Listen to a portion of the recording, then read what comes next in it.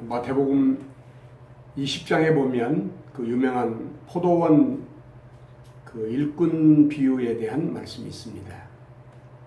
특별히 이 포도원 일꾼 비유를 이야기할 때 그 포도원 주인이 12시간 일한 사람, 그리고 9시간, 6시간, 3시간, 1시간 이렇게 나눠지는데 1시간 일한 사람에게 그 하루 약속한 그 인건비를 주고 제일 먼저 주고 했던 그런 그 비유의 말씀이 있어서 많은 사람들은 예수님의 비유 속에 나타난 이 포도원 주인이 무슨 뜻으로 그렇게 했는지에 대해서 이해하지 못하고 오해하는 경우가 종종 있다고 생각할 수가 있습니다.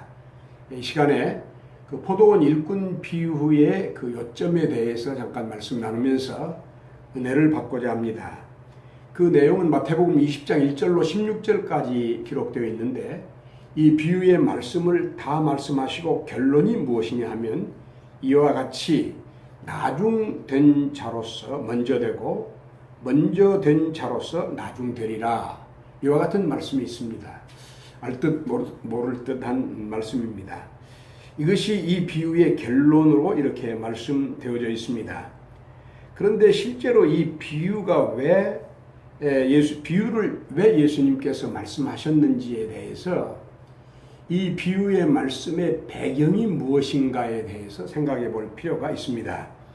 그것은 바로 이 장인 마태복음 19장 16절 이하의 말씀인데, 이 16절 이하에는 재물이 많은 청년이 예수님께 나와서 구원의 도리를 묻고 예수님께서 말씀하시고 하신 내용이 기록되어 있고, 또 그 사건에 대해서 다시 말하면 그 재물이 많은 청년과의 관계의 이야기 끝에 마지막 결론이 그러나 먼저 된 자로서 나중되고 나중된 자로서 먼저 될 자가 많으니라 라고 하신, 아까 그 포도원 일꾼 비유에서 결론이나 또 부자 청년과의 말씀의 결론이나 같은 그 결론의 말씀인 것입니다.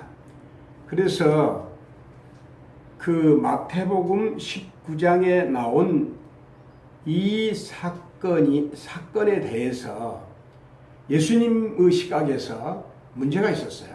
그래서 그 문제를 해결해 주시기 위해서 교훈해 주셨는데 비유로 말씀해 주셨고, 그 비유의 말씀이 바로 포도원 그 일꾼의 비유인 것입니다.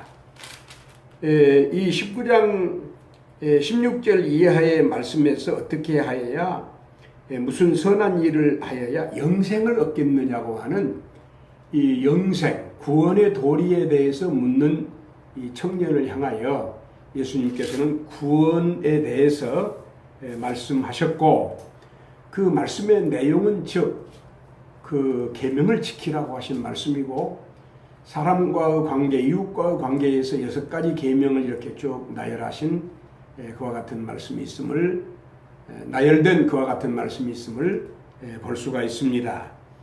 그런데 그 실제로 율법을 지켜서 구원을 받는 문제는 제가 다음 시간에 로마서의 말씀을 통해서 왜 율법을 지켜야 구원이라고 이렇게 말하는가 하는 문제에 대해서 따로 시간을 내서 한번 말씀을 드릴까 생각합니다. 다시 말하면 예수님 믿고 구원받은 사람은 예수님의 생명이 있기 때문에, 하나님의 생명이 있기 때문에 하나님의 의로우신 요구인 계명과 율법을 중심으로 지키고자 하고 또 지키면서 행복해하고 하나님께 영광을 돌리는 것입니다. 이것이 구원에 대한 어떤 그 결과로서, 열매로서의 내용이라고 이렇게 말할 수가 있습니다. 물론 우리는 하나님의 은혜로 값없이 구원받았습니다. 예수님 때문에, 예수님 지신 십자가의 공로 때문에 그 100의 100, 그 100% 우리가 예수님의 공로로 구원받은 것이고, 우리의 공로는 아무것도 없으며 성경에는 이란 것이 없이 우리가 구원받았다고 했고, 이유 없이 하나님의 사랑으로 말미암아, 예수님의 구속의 은혜로 말미암아 구원받았다고 하는 말씀을 믿습니다. 그리고 기독교가 구원을 말할 때 항상 은혜로 구원받았다고 가르치고 있으며 은혜로 말미암은 구원을 우리는 감사하고 하나님께 영광을 돌리는 것입니다. 그런데 그 19장에 보면 이 부자 청년과의 이야기 끝에 예수님께서 우상을 숭배한다거나 재물을 하나님보다 더 섬긴다거나 하는 사람은 하나님 나라에 들어갈 수 없다라고 하는 말씀을 하신 끝에 베드로를 비롯해서 특별히 베드로가 우리는 모든 것을 버리고 주님을 쫓았습니다 라고 하는 아무튼 그런 얘기를 했어요. 그랬을 때 예수님께서는 무엇을 느끼셨냐, 무슨 생각을 하셨냐 하면 이 자기들의 그 봉사나 자기들의 믿음이나 자기들의 봉사나 혹시는 단연감, 혹시는 많은 전체를 이렇게 버린 일에 대해서, 바친 일에 대해서 어떤 우월감을 가지고 있는 것이 절대 이 천국의 본질이 아니고, 천국에서는 아주 이것이 가장 꼴치고 이것이 나중된 자로서 표현된 상황인 것입니다. 천국은 오로지 은혜로 받아서 천국의 본질은 로마서에 있는 말씀대로 성령 안에서 의와 그 희락과 기쁨, 성령 안에서 의와 기쁨과 희락이라고 이렇게 말씀하신 그 내용은 의와 평강과 희락이라고 하신 말씀을 우리가 기억합니다. 그렇기 때문에 하나님의 나라는 감사하는 나라요.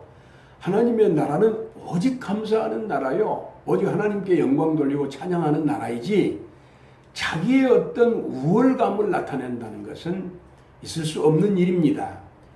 여러분, 천국에는 우리가 생각하지도 못했던 많은 사람들,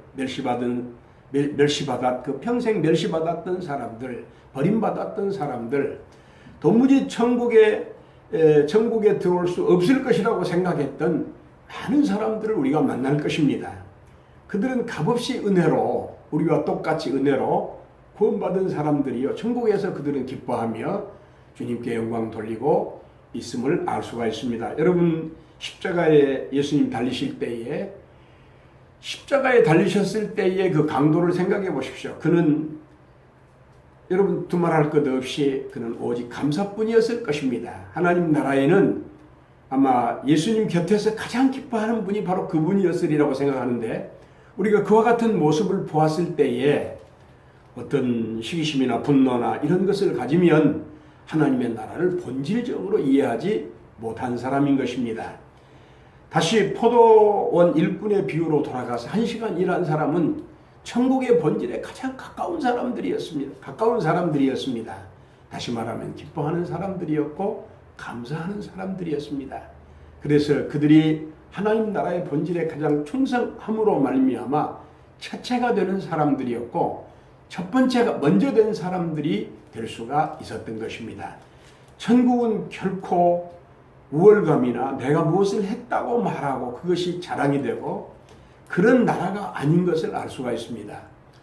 여러분, 그 마태복음 7장인가 우리가 주의 이름으로 무엇을 했다 이런 거 기억하시죠? 그때 주님께서는 뭐라고 말했습니까? 내가 결코 너를 알지 못한다. 다시 말하면 주님도 믿지 않는 사람들이 주의 이름으로, 크리스찬도 아닌데 주의 이름으로 선지자 노릇을 했으며 또 귀신을 쫓아냈으며 많은 이적을 행했던 것을 예수님의 말씀을 통해서 추적해서 알 수가 있는 것입니다. 하나님의 나라는 감사하는 나라요, 기쁨의 나라인 것이, 의의 나라인 것이 천국의 본질이라고 하는 원진리를 오늘 이 말씀을 통해서 말씀해 주심을 인해서 감사하고 우리는 모두 하나님 앞에 진실로 감사하고 하나님 높이 찬양합니다. 진실로 감사합니다.